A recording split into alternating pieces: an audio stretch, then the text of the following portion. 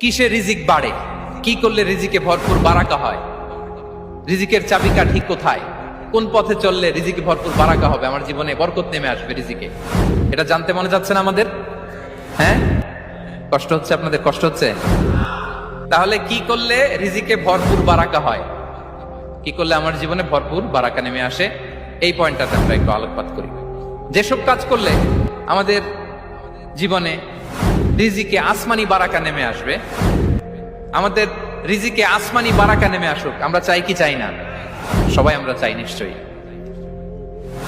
যে কাজ করলে রিজিকে আসমানি বারাকা আসে, এর এক নম্বর হচ্ছে তাকওয়াল্লাহ, আল্লাহর ভয়।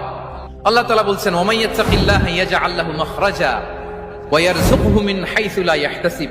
যে আল্লাহকে ভয় করে, যে আল্লাহ সচেতন, আল্লাহ তাকে মাখরাজ, মাখরাজ মানে কি জানেন? ওই যে এক্সিট লেখা না এদিকে, এই এক্সিটকে আরবিতে বলে মাখরাজ, মানে কোথাও